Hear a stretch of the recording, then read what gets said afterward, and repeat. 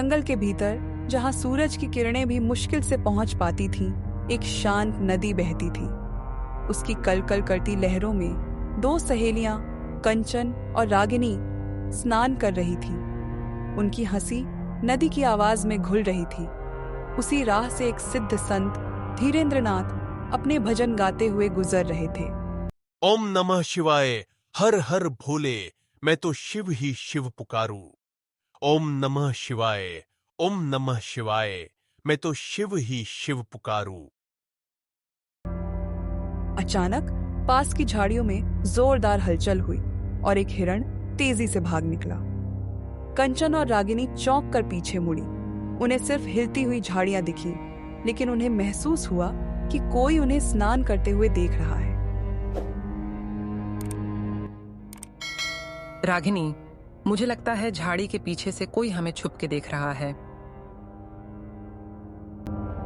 दोनों सहेलियां यह देखने के लिए नदी से बाहर आईं कि उन्हें कौन देख रहा था। उन्होंने देखा कि एक संत नदी में से जल लेने आ रहा था। ओम नमः शिवाय, ओम नमः शिवाय, मैं तो शिव ही शिव पुकारूं। ओम नमः शिवाय, हर हर भोले, मैं तो शिव ही शिव पुकारूं। ओम नमः शिवाय, ओम नमः शिवाय, मैं तो शिव ही शिव पुकारूं। संत धीरेंद्रनाथ को देखते ही कंचन और रागिनी के चेहरे पर क्रोध छा गया। तुम संत के भेष में एक धूर्त भेड़िए हो। तुम हमें इन झाड़ियों से छुपकर स्नान करते देख रहे थे। तुमने हमारी पवित्रता भंग की है। हे पुत्रियों, मैंने ऐसा कुछ नहीं किया। मेरा विश्वास करो, मुझे तो यह भी जात नहीं था कि यहां आप दोनों स्नान कर रही हैं। अन्यथा मैं इधर से कभी ना आता। मेरा जल समाप्त हो गया था, इस कारणवश मुझे यहां नदी की ओर आना पड़ा। मैं तो प्रभु का भजन करते हुए ही चलता हूं, जिससे अनजाने में भी मुझसे कोई पाप न हो जाए। और तुम दोनों तो मेरी पुत्री तुल्य हो। लेकिन उन युवतियों ने संत का विश्वास नहीं किया। हमें पुत्री कहना बंद करो। तुमने हमें निर्वस्त्र स्नान करते देखा है और तुम्हें इसका दंड जरूर मिलना चाहिए। जाओ, मैं तुम्हें शाप देती हूँ कि तुम एक हिरणी बनकर इसी मृत्युवन में निर्वस्त्र भटकोगे और अपने कुकर्म का फल भुगतोगे।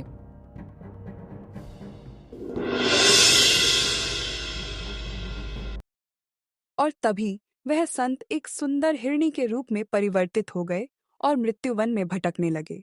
वहीं पास के वृक्ष पर बैठा एक नीलमणि तोता यह पूरी घटना देख रहा था। हे ईश्वर, यह तेरी कैसी लीला है?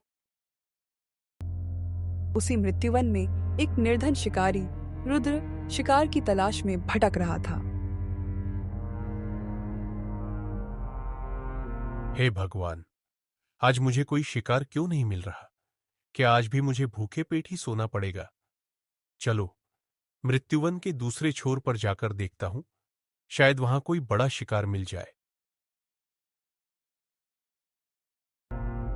शिकारी मृत्युवन के दूसरे छोर की ओर बढ़ने लगा। तभी उसे झाड़ियों के हिलने की आवाज आई। अरे, लगता है वहां कोई शिकार है। मुझे उसे पकड़ना होगा।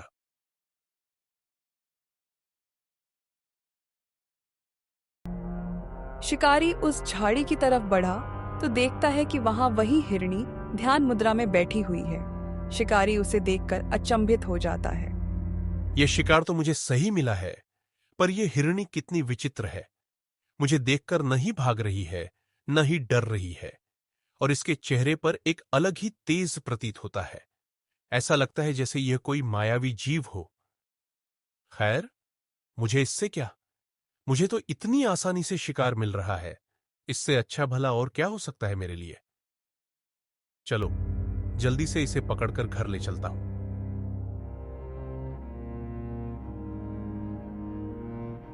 शिकारी उस हिरणी को पकड़कर अपने घर, जो कि हरियाली कुटीर में था, वहां ले आता है। शिकारी रुद्र अपनी पत्नी उर्मिला के पास पहुंचा। अरे वाह, आप कितनी सुंदर हिरनी लाए हो। इसको देखकर तो लगता है जैसे यह कोई साधारण जानवर नहीं। इतना सुंदर जीव कहाँ मिला आपको? हे भाग्यवान, मत पूछो। यह हिरणी तो मुझे इतनी आसानी से मिल गई, जैसे पुष्प को सुगंध। इसे देखकर मन में दया का भाव आ रहा है। इसे न खाने का मन हो रहा है, न बेचने का। यह बहुत मासूम है। तुम ऐसा करो, इसे वहीं छोड़ाओ जहां से इसे लाए हो। हाँ, तुमने सही कहा। इस सुंदर जानवर को हम कष्ट नहीं पहुंचाएंगे। मैं अभी इसे मृत्युवन में छोड़कर आता हूं। शिकारी उसे लेकर मृत्युवन की तरफ चल पड़ता है। कुछ दूर चलने पर उसे एक वृक्ष पर एक नीलमणि तोता बैठा दिखता है। निर्दोष की मदद करो, निर्दोष की मदद करो। अरे, ये तोता किस निर्दोष की बात कर रहा है? निर्दोष की मदद करो, निर्दोष की मदद करो। चलो इससे पूछता हूं। शिकारी तोते के करीब जाने लगता है तो शिकारी को देखकर तोता डर के वहां से उड़कर ऊपर की टहनी पर बैठ जाता है। दुष्ट शिकारी, मुझे मत पकड़ो। दया का भाव दिखाओ और निर्दोष की मदद करो। दया का भाव दिखाओ और निर्दोष की मदद करो। ऐ तोते, मैं तुम्हें नुकसान नहीं पहुंचाऊंगा। इस मासूम हिरनी को देखकर मुझ में दया का भाव आ गया है। आज से मैं शिकार करना छोड़ रहा हूं। तुम्हें मुझसे डरने की कोई जरूरत नहीं है। मेरे पास आओ और बताओ, तुम्हें मदद की जरूरत क्यों है? जिस हिरनी को तुम यहाँ छोड़ने आए हो, उसकी मदद करो। उस पर एक शराब है, उसकी मदद करो। उस पर एक शराब है। शराब? कैसा शराब? और वो तोता उसे उस दिन की पूरी कहानी बताता है। कुछ दिनों पहले की बात है। मैं स्वर्ण नदी में स्नान करके एक वृक्ष की डाल पर बैठा आराम कर रहा था। तभी स्वर्ण नदी में दो सुंदर युवतियां कंचन और रागिनी स्नान करने आती हैं। वे स्नान करते हुए अटखेलियां कर रही थीं। वहीं कुछ दूर से एक संत महाराज धीरेंद्रनाथ आते हुए मुझे दिखाई दिए। ओम नमः शिवाय, हर हर भोले, मैं तो शिव ही शिव पुकारूं।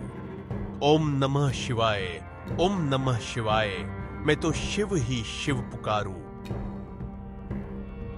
अचानक पास की झाड़ियों में जोरदार हलचल हुई और एक हिरण तेजी से भाग निकला। कंचन और रागिनी चौंक कर पीछे मुड़ी। उन्हें सिर्फ हिलती हुई झाड़ियां दिखीं, लेकिन उन्हें महसूस हुआ कि कोई उन्हें स्नान करते हुए देख रहा है। ओम नमः शिवाय, ओम नमः शिवाय, मैं तो शिव ही शिव पुकारूं। ओम नमः शिवाय, हर हर भोले, मैं तो शिव ही शिव पुकारूं। ओम नमः शिवाय, ओम नमः शिवाय, मैं तो शिव ही शिव पुकारूं। तुम संत के भेष में एक धूर्त भेड़िए हो। तुम हमें इन झाड़ियों से छुपकर स्नान करते देख रहे थे। तुमने हमारी पवित्रता भंग की है। हे पुत्रियों, मैंने ऐसा कुछ नहीं किया। मेरा विश्वास करो, मुझे तो यह भी याद नहीं था कि यहां आप दोनों स्नान कर रही हैं। अन्यथा मैं इधर से कभी ना आता। मेरा जल समाप्त हो गया था। इस कारणवश मुझे यहां नदी की ओर आना पड़ा। मैं तो प्रभु का भजन करते हुए ही चलता हूं, जिससे अनजाने में भी मुझसे कोई पाप न हो जाए। और तुम दोनों तो मेरी पुत्री तुल्य हो। लेकिन उन युवतियों ने संत का विश्वास नहीं किया। हमें पुत्री कहना बंद करो। तुमने हमें निर्वस्त्र स्नान करते देखा है और तुम्हें इसका दंड जरूर मिलना चाहिए। जाओ, मैं तुम्हें शाप देती हूँ कि तुम एक हिरणी बनकर इसी मृत्युवन में निर्वस्त्र भटकोगे और अपने कुकर्म का फल भुगतोगे।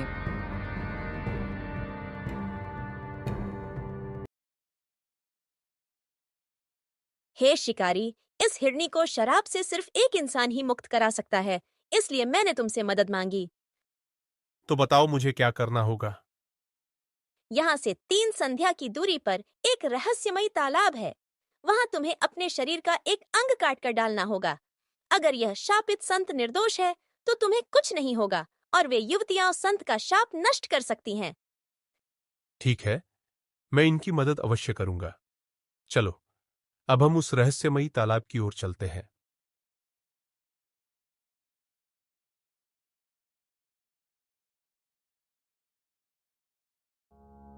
कुछ दूर चलने के बाद रुद्र और नीलमणि तोता रहस्यमयी तालाब पर पहुंचते हैं। मुझे लगता है यह वही रहस्यमयी तालाब है जहां इस संत को मुझे मुक्ति दिलवानी होगी, पर यहां तो कोई नहीं दिख रहा। वे युवतियां कहाँ हैं?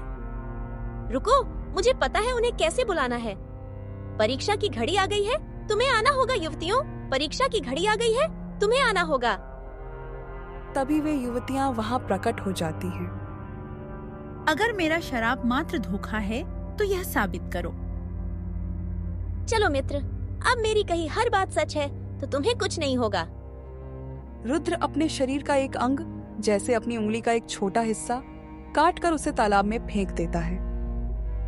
हे सुंदरी, मैंने परीक्षा दे दी है। अगर यह संत निर्दोष है तो इन्हें मुक्त करो। युवती कंचन उस संत को शाप से मुक्त कर देती है। संत धीरेंद्रनाथ अपने मूल रूप में आ जाते हैं। हे संत महाराज, मुझसे अनजाने में बहुत बड़ी गलती हो गई है। अगर मैं क्षमा के लायक हूँ तो कृपया करके मुझे क्षमा करें। हे युवक, इस युग में तुमसे बड़ा दयावान मैंने आज तक नहीं देखा। तुमने अपनी परवाह न करते हुए एक निर्दोष को बचाने के लिए इतनी बड़ी परीक्षा दी। इसके लिए मैं तुम्हें एक जादुई चक्की देता हूं, जिससे तुम्हें कभी निर्दोष जीवों को मारने की आवश्यकता नहीं पड़ेगी। शिकारी रुद्र सबका भला कर हरियाली कुटीर लौटता है और अपनी पत्नी उर्मिला को आज की पूरी घटना बताता है। पत्नी यह सब सुनकर बहुत प्रसन्न हुई और उसने नीलमणि तोते को अपने पुत्र के रूप में अपना लिया। अब रुद्र और उर्मिला उस जादुई चक्की से अपना जीवन चलाते थे, कभी किसी जीव को हानि नहीं पहुंचाते थे। उनका जीवन सुखमय और दया से भरा था।